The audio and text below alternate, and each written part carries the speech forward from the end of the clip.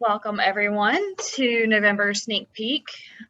Thank you to all of our sponsors. You can see them on the screen now.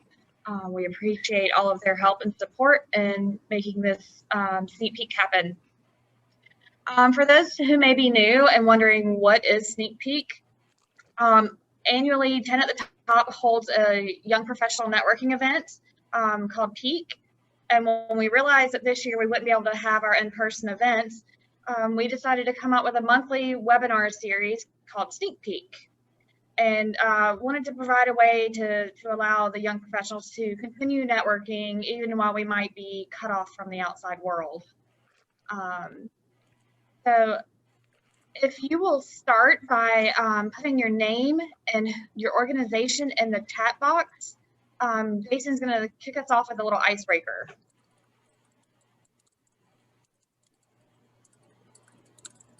To unmute myself. Thanks, Jessica. Hope everyone's doing well, and thanks for joining us today. So we like to kick these off with a little icebreaker to get things going, and today we're going to be talking about volunteerism. So kind of going back to these meetings, you know, I know a lot of us, we've talked about that term Zoom fatigue quite a bit these days. And we don't want this to be just another Zoom meeting on your list. So we want to be able to interact, chat, hear from you, just as if we were having this in person. So we've got a couple questions today before we get into our presentation. And this will require, if hopefully you're okay with this, turning your cameras on, because we're going to ask for a show of hands with each of these questions. To kind of see what people's experience is with volunteering in their community.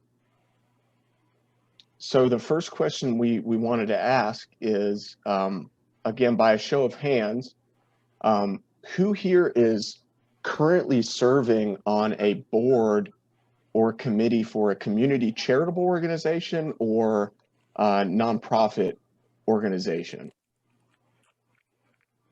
Anyone currently serving for a nonprofit? I guess that would be anyone on the Pique board automatically. How about anyone who has previously served for a nonprofit? And again, like this could be even if you did one thing, maybe delivered meals for Meals on Wheels, or did anything previously. Okay. Now, of course, this year's been a little different. It's been a little more challenging. And again, you're about to hear a little more about that from our presenters. But by a show of hands, who on this call has been able to serve in their community in the last 7 to 8 months during the pandemic?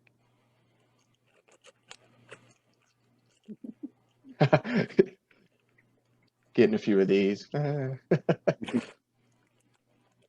So, if sitting on if doing this counts. I mean, not right now, but you know, a Zoom meeting for a true. Well, that's true. Yeah, right? and a lot of that has changed. And you know, so whether you currently serve, have served, or served during the pandemic, anyone who raised their hands, would anyone like to bravely step up and explain or share their favorite nonprofit or charitable experience? And this could be this year, this could be 10 years ago. Anyone want to share what it means to you? And I'll go. Okay. The past 2 years, I have gotten to volunteer with Habitat for Humanity and do a women build. And it is a one-day event where you help build the framing of a home. And it is just a really, really fun experience to be able to be with all women outside working. And then by the time you leave, you've built up the framing of a home. And it's really neat to be able to follow that home as it makes it through the stages into its final location. and also get to be a part of the dedication of the home. So that's probably been one of the neatest volunteering opportunities I've been a part of, is Habitat's Women Build. That's very cool. I've actually never had the pleasure of doing a habitat build, but I really want to. And I've heard it's extremely rewarding because you see a result in the same day, and it's really cool.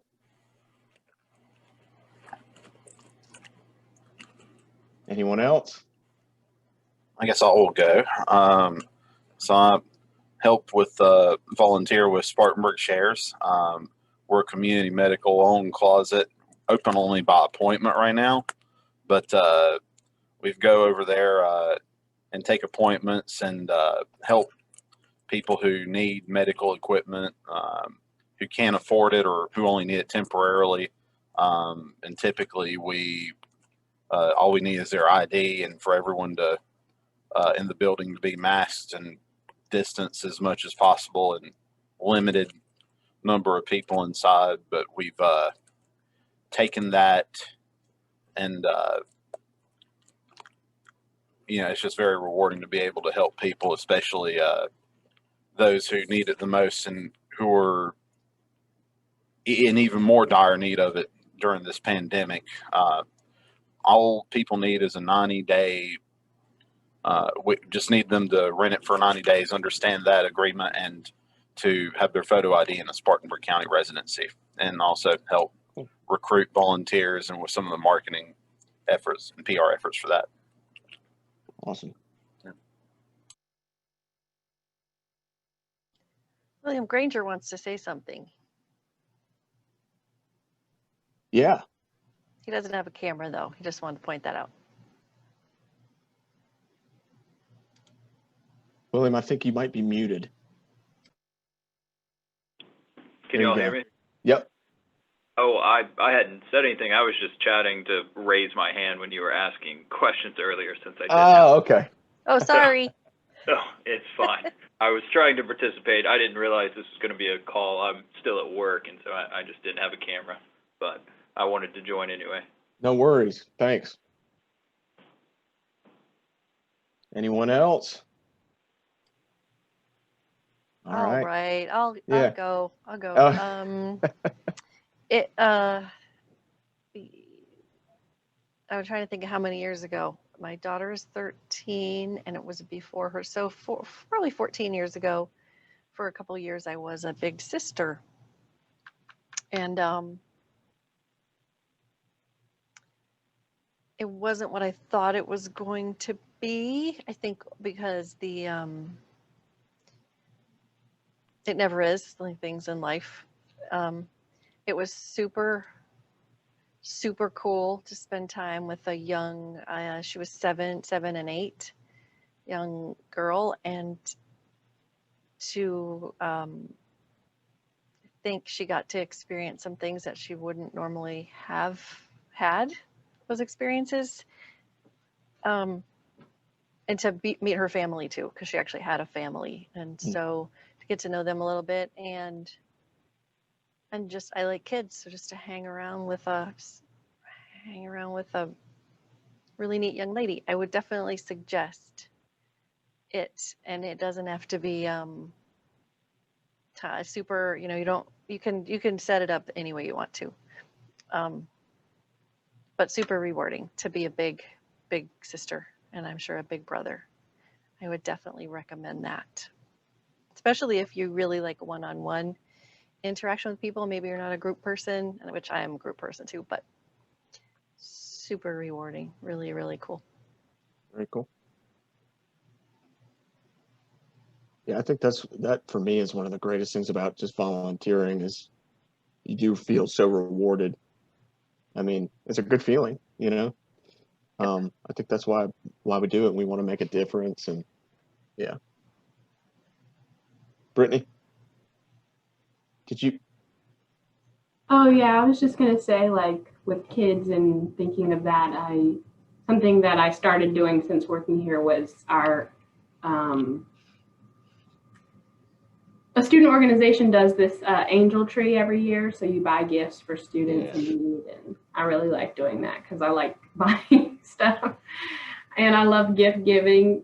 So I really like putting that together for them.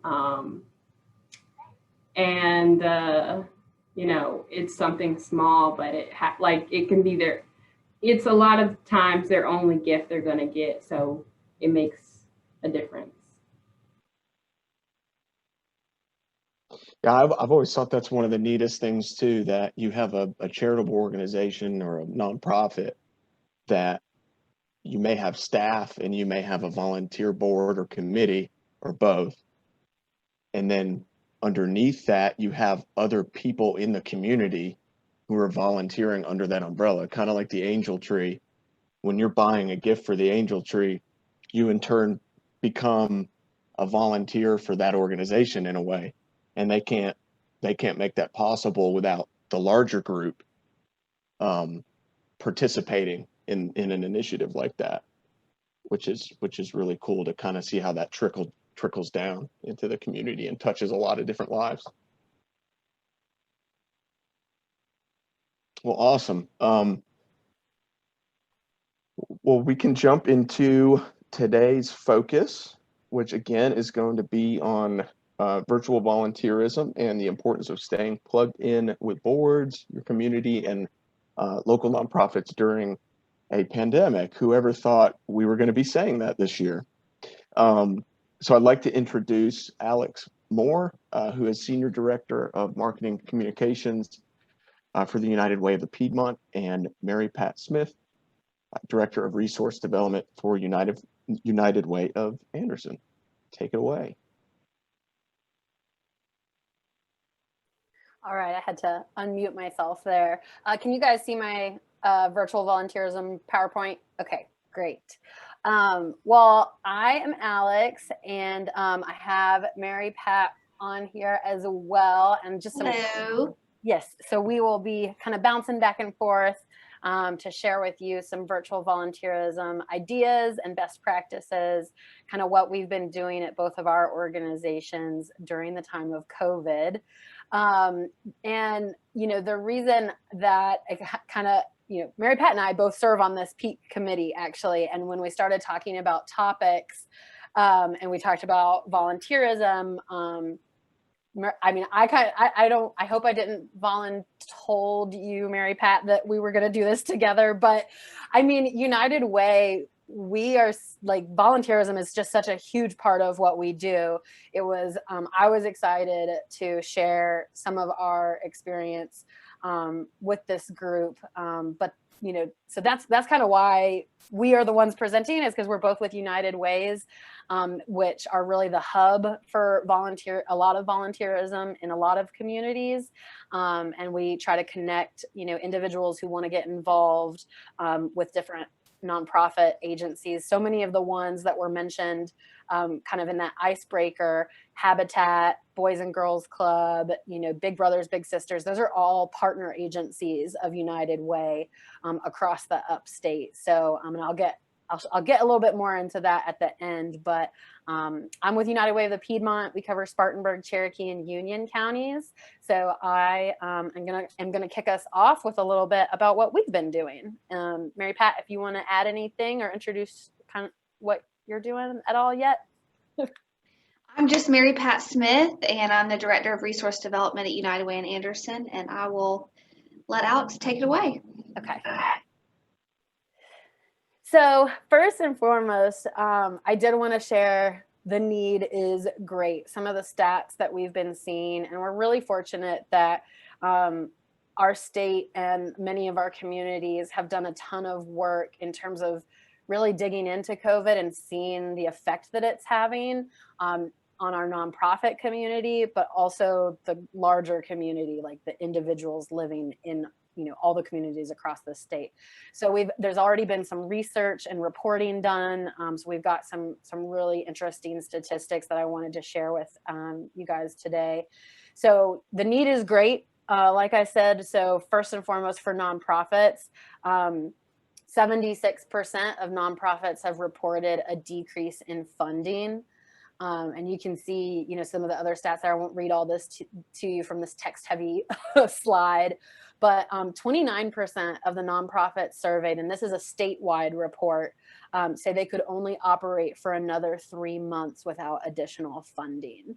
I think from a nonprofit perspective, that we know people are hurting, with the job loss, economy up and down as COVID has gone up and down. And sometimes we forget about the nonprofits that are serving the people affected, that we are also businesses. We also have, revenues and fundraising and expenses for the services that we provide. And at the end of the day, our demand is always great for nonprofits, but the demand for us has exponentially increased at the same time that revenue has decreased. People are, struggling, so they're not able to donate to nonprofits, and even businesses that maybe, sponsor different programs or provide grants to nonprofits. Those businesses have also struggled or faced their own challenges, and so they're not giving as much as they used to. So it's a really tough, challenging time to be in the nonprofit world. I know that I've talked to several colleagues, and it has not slowed down for us. If anything, it has just increased exponentially the workload, because there's more people to help and less resources to do it. And then from the community perspective, this is all information from United Way of the Piedmont's work. We have boots on the ground, essentially case managers that are taking calls every day from people who've been affected by COVID. And so since late March, over 800 individuals just in those 3 counties have reached out for assistance. And of those 800, 60% had never requested assistance before. I heard a lot of stories from our team about people feeling, embarrassed about having to reach out when they were totally fine before COVID. And, this affected a lot of people in new and challenging ways. And so another 26% of those 800 had perhaps gotten some sort of assistance or, gone to one of our nonprofits for help before, but it had not been for over a year. So they were basically had gotten assistance, but were back on track and really considered stable before the pandemic. So 86%, that adds up to, of the people who've reached out were really stable before the pandemic. And then, United Way, like I said, we've got boots on the ground, and we did do an initial fundraising effort that, we knew wasn't going to cover all the need that we're seeing, but to date, we've distributed over $430,000 in financial assistance for rent, mortgage, utilities, and motel stays. And I wanted to highlight that because this is basic needs, right? Like, it is keeping people in their homes. I think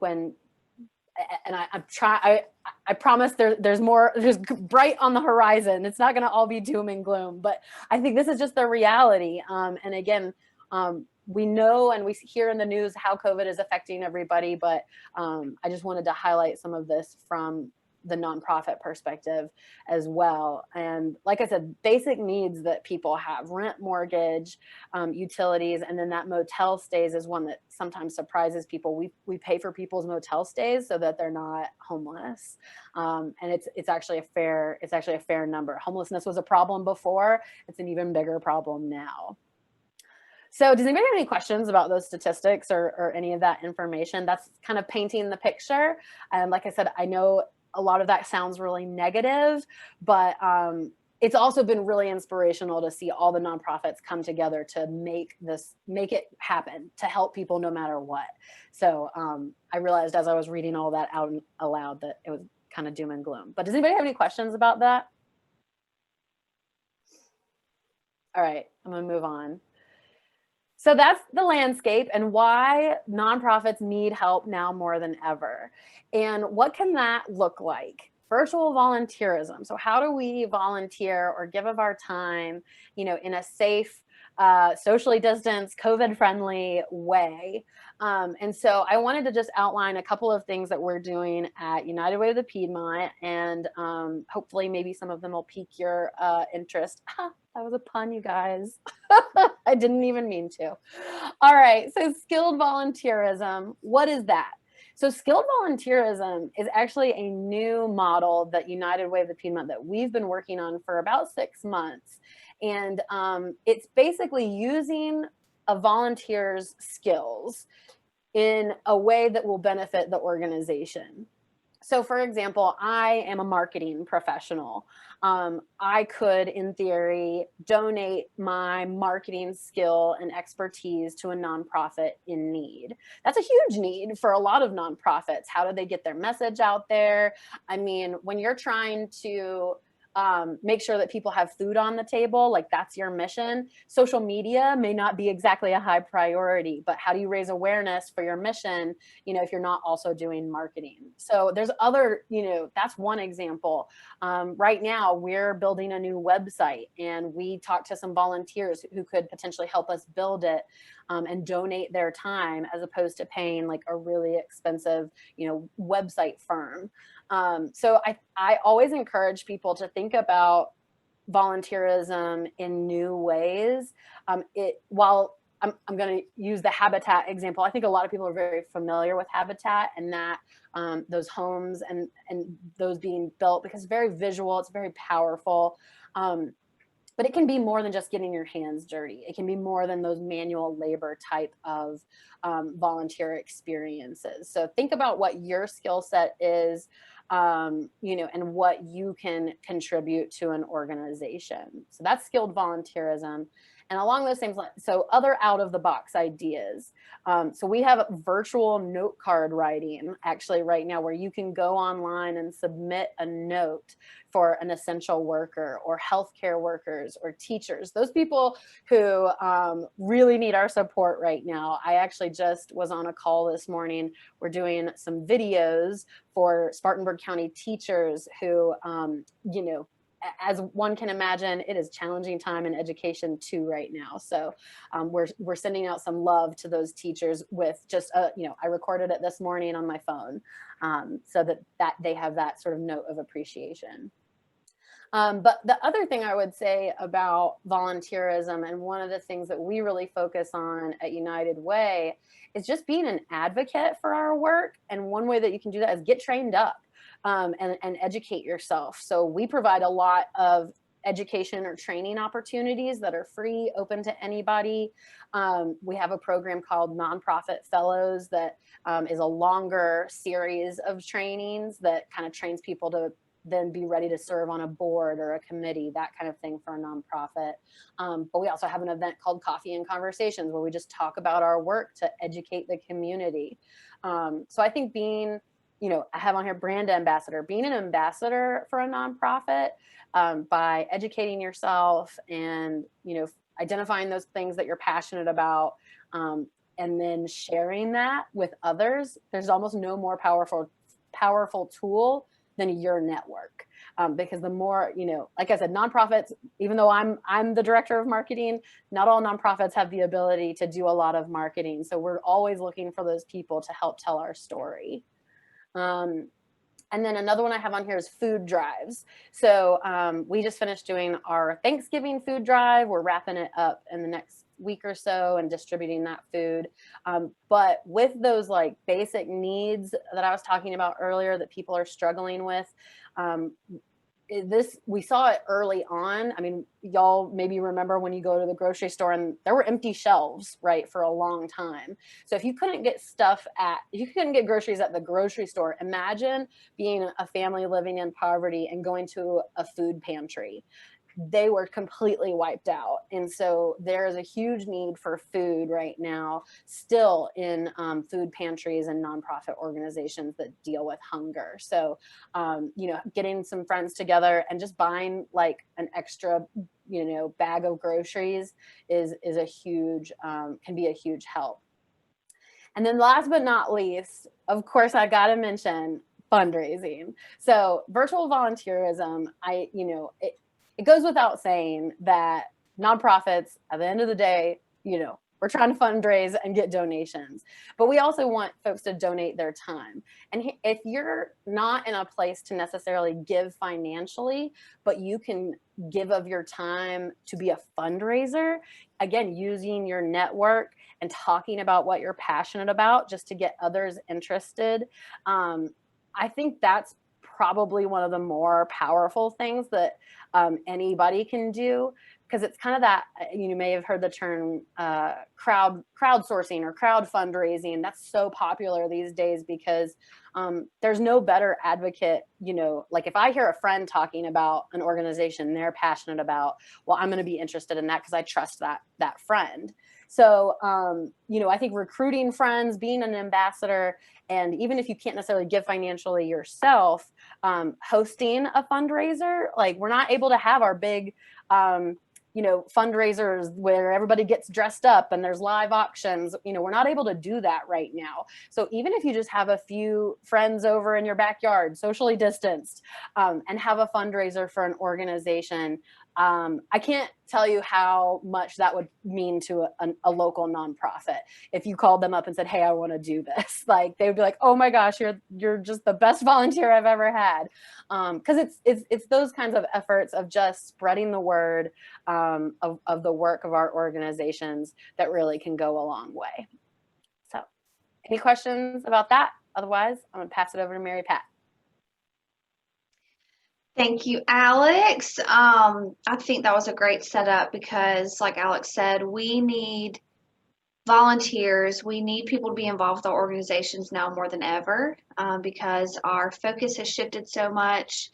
We have had to take on a lot more than what we thought we were going to have to take on this year, but it's brought a lot of great ideas and a lot of unique situations that we would not have had if it weren't for COVID. I hate to say that, but it has really made us think outside the box. So if you are looking to get involved with a nonprofit, I just wanted to pose these 3 questions to ask yourself.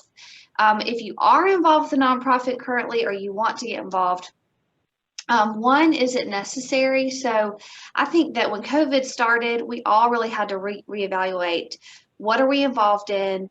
What do we want to support? How do we want to focus our efforts? And I think that's one of the first questions that I've been asking myself recently is it necessary for me to be involved in this organization? And while I would tell you it is very necessary to be involved with United Way, really ask yourself that question. Does it inspire you? Are you learning? Are you growing from being a part of that organization? Or do you dread going to meetings? Since a lot of us cannot be in person, is it a meeting that you just hate to get on and don't want to be a part of? And that's really a question to ask. This quote might sound a little funny, but I found it and it says, our best decisions are often what we choose not to get involved in.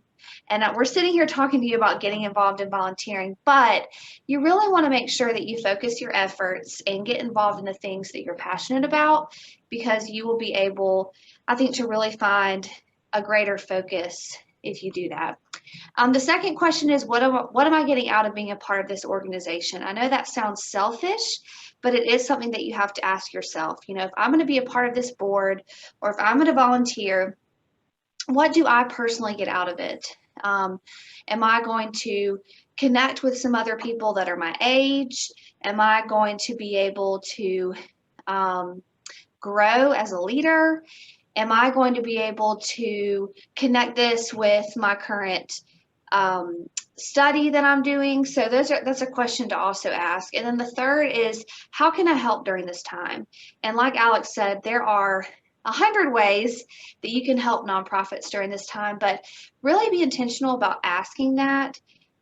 We have just been blown away by the amount of support that we've gotten from our volunteers and from new volunteers that have never been a part of United Way, that have just picked up the phone, they've called us and said, what can I do during this time and how can I help? And talk about being a little creative. When COVID hit, we created a food collaborative with 10 different local food agencies in our community.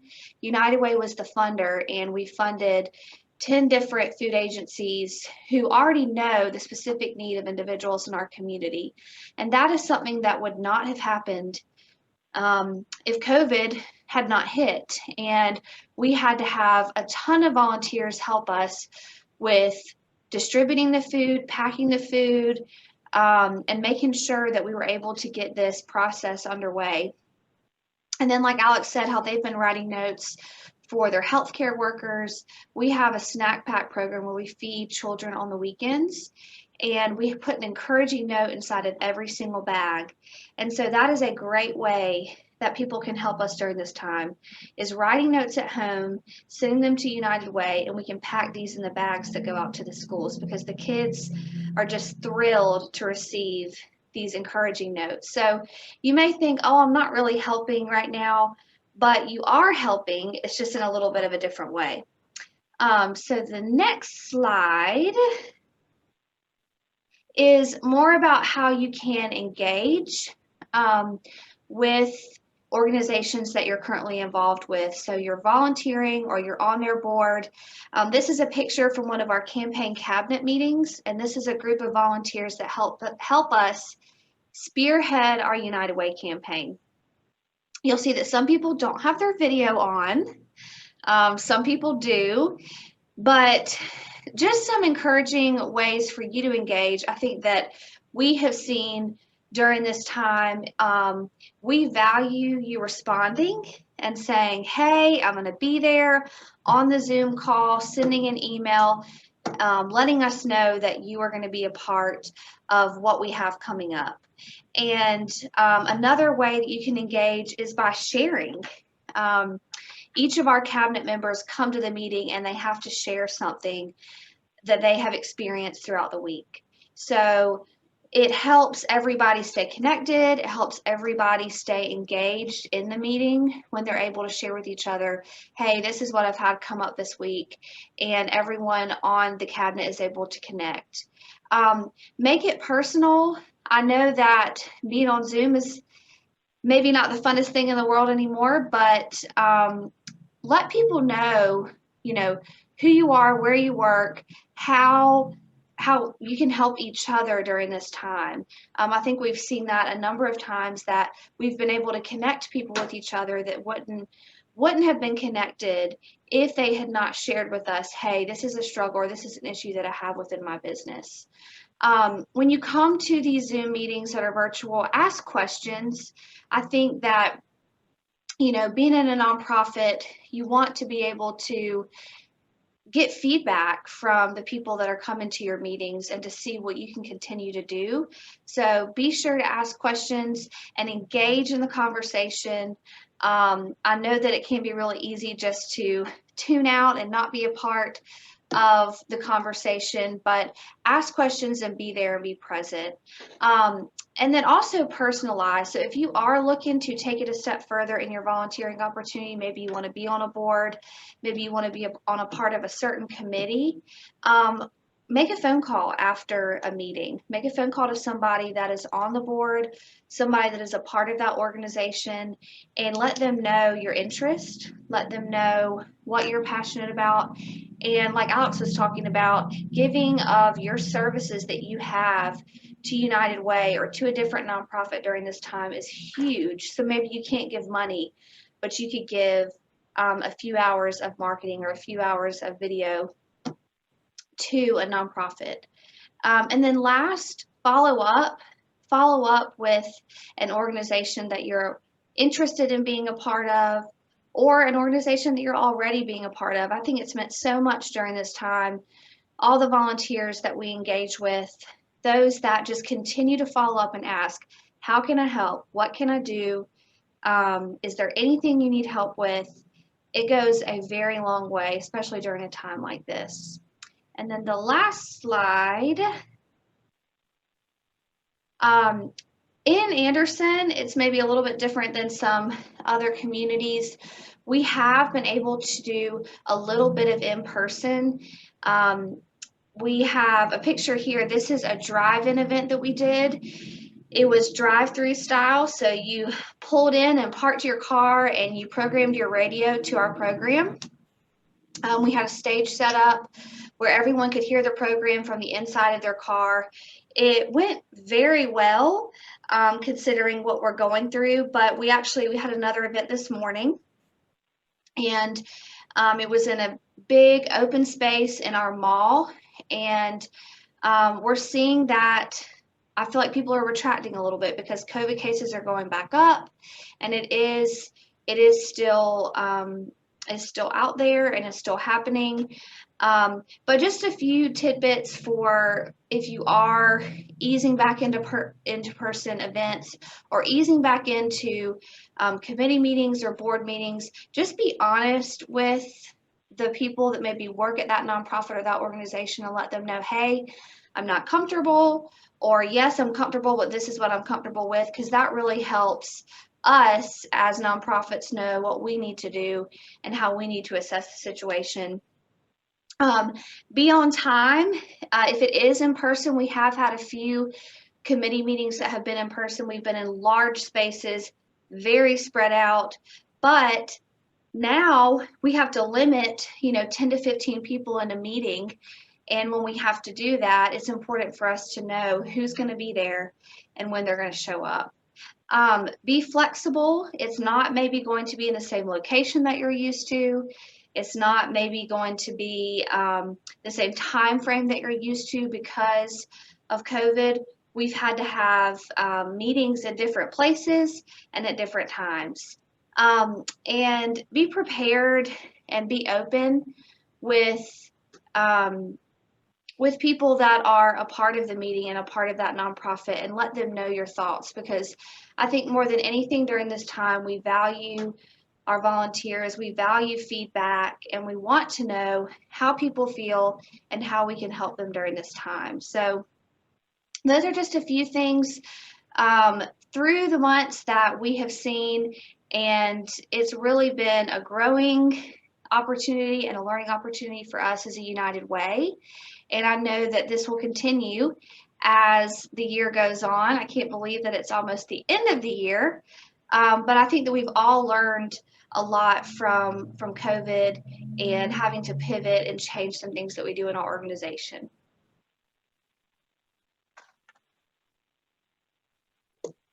Okay, sorry, I was clicking on multiple things at once.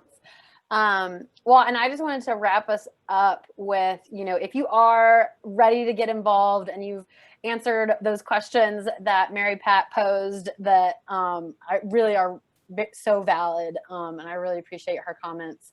But, if you are ready to get involved and looking for an opportunity, again, like I said, kind of at the beginning, United Ways, we really try to be a hub for nonprofits. We have so many just nonprofit partners that even if they don't receive funding from us, we still know who they are and what they're doing in the community. So we're kind of a nice one-stop shop from that perspective. And we also really, volunteerism has been a huge part of United Way's model for a long time. In fact, our tagline for a long time has been give, advocate, volunteer.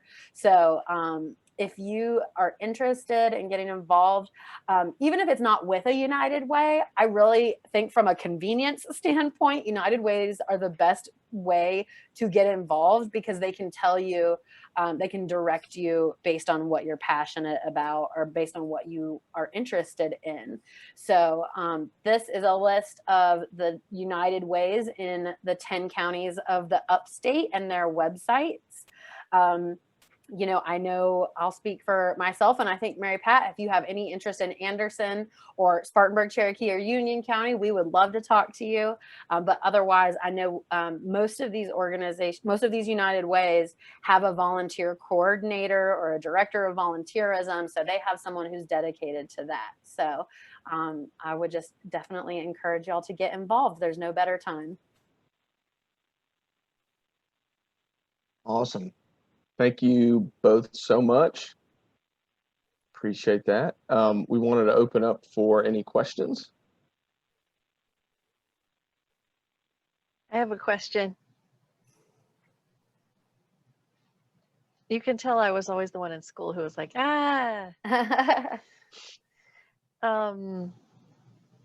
could you talk for just a bit about boards and the the importance of boards on a resume and how to find a board to participate in. And I had it was a three-parter.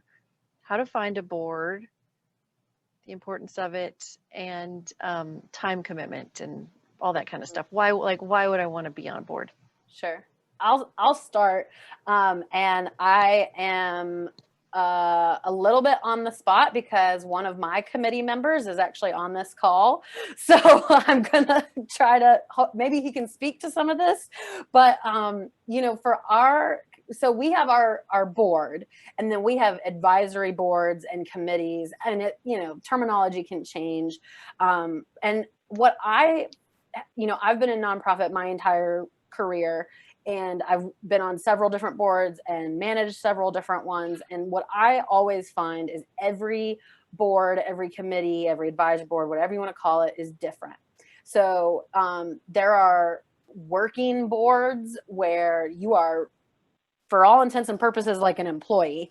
You are actively asked to do work on behalf of the organization.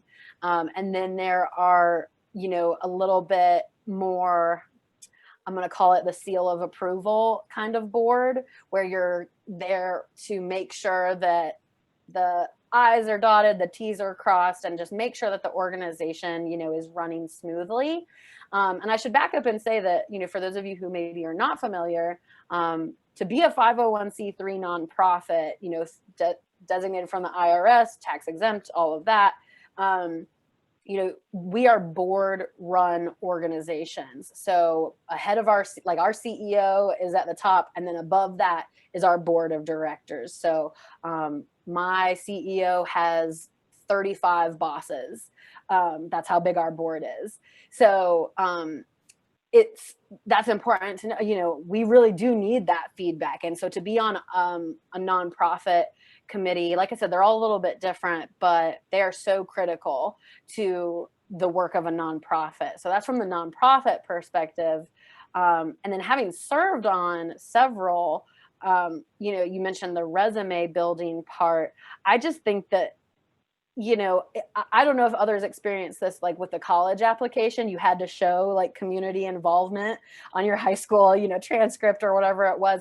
I think that carries over into resumes and jobs. People really like to see that community involvement, and that you're not just,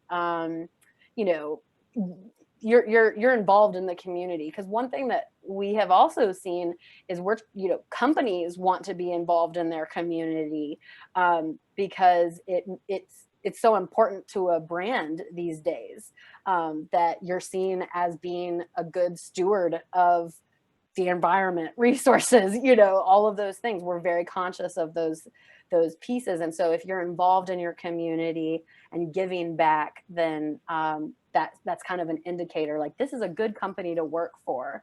So I think when you have that experience on a resume, it will make you more, likely to get that job if it's in a company that is, that prioritizes that.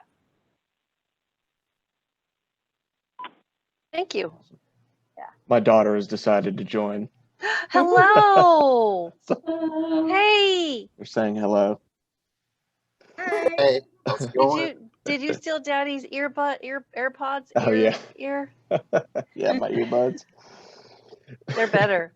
Yeah. Aren't they better? They should be yours forever, basically. That's what and also. She has her own over, they're from Trolls. They have hair on them. I have a question. Speaking of like resume builders and volunteerism, do you tend to see that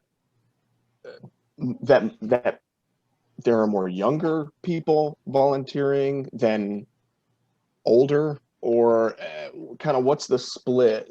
Because I think you're right on, Alex. I know for me, a big thing, you come out of school and everyone wants 3 to 5 years of experience, and you're like, well, I have 6 internships and I've been involved in a bunch of community organizations.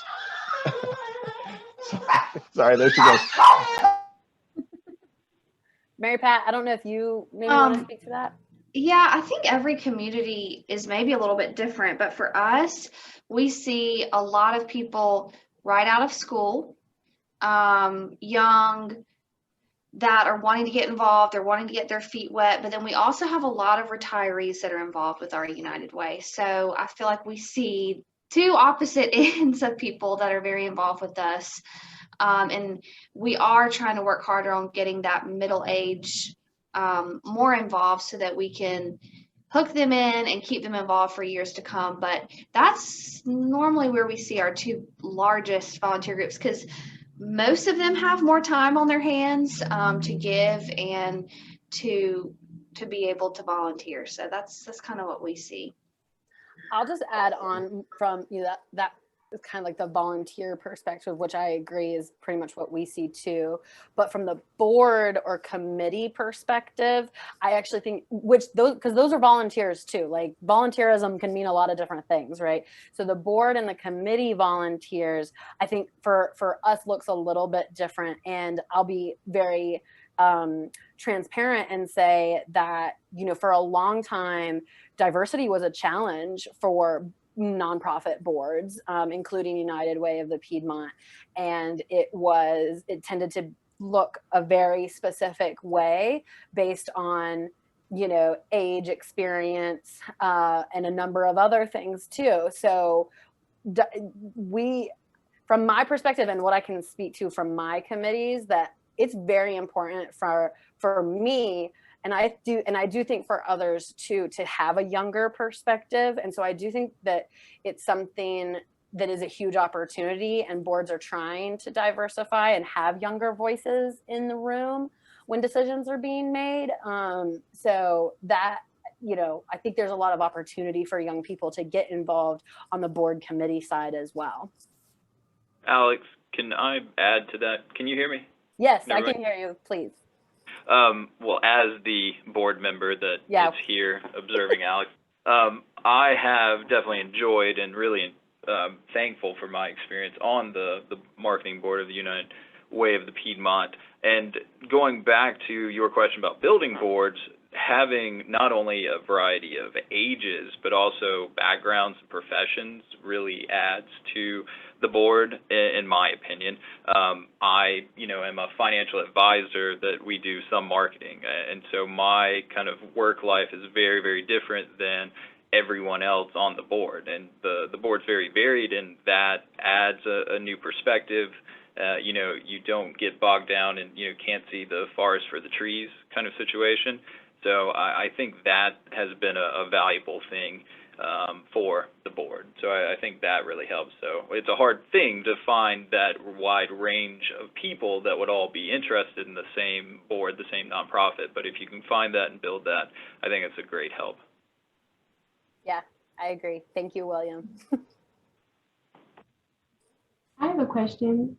I'm interested in the Nonprofit Fellow Program. What are you looking for people that are, applying for that program? Who are you looking to add to the program? Yeah, well, I will definitely drop the link in the chat.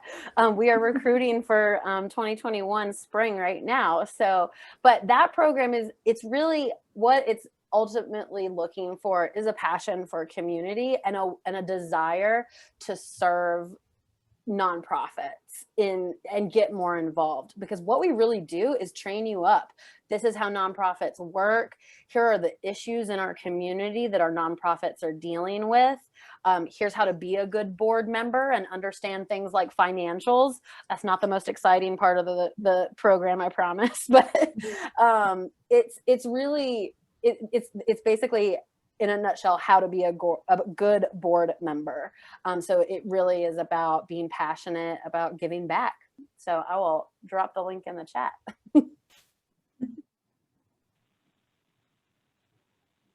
Awesome. Any other questions? So what was anybody's first board experience, committee experience, or most favorite and interesting community experience, and why? I'd just love to know anybody who wants to speak on that.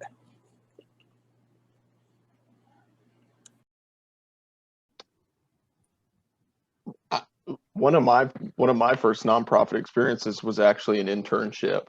It was my very first internship after my freshman year of college, and it happened to be for a nonprofit organization that my father was on the board of. So that's kind of how I snuck into that opportunity.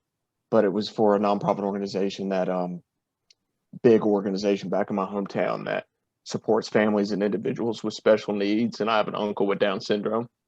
And he has lived in one of the group homes that this organization started many, many years ago. They have a bunch of group homes, and they also have therapies and different programs on site at their headquarters. So I was able to get plugged in with their marketing and PR department, which was really cool, and help with like a big gala and some other things that they did that summer. So that was one of my first community organization experiences. Nice, very nice, Jason. I appreciate that so much.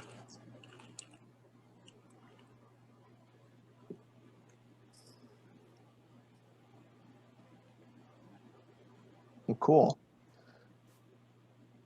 Well, we can wrap up if unless there's any other questions or anyone wants to share anything. But thank you so much, Alex and Mary Pat. And looks like, yeah. Looks like Alex, you shared that link, right? I did. Awesome. Cool. Jessica, do you want to take us out? Sure. Just to echo, thank you, Alex and Mary Pat. We were very grateful for your time and all that great information on how to volunteer. Thank you all for attending the session today. And we will be back with you after the holidays. We'll be taking a break, so we'll send out the theme for January's sometime in the next couple of weeks. So be on the lookout for that. And we hope to see you on April 19th at our in-person Pique, which is still currently scheduled. We'll see how that goes. Fingers crossed it still happens.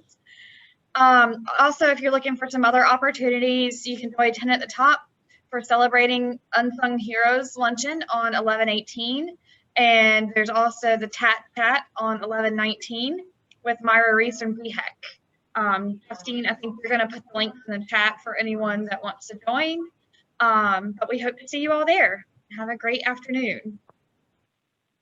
Thanks, everyone. Thank you. Stay safe. Bye. Bye. Bye.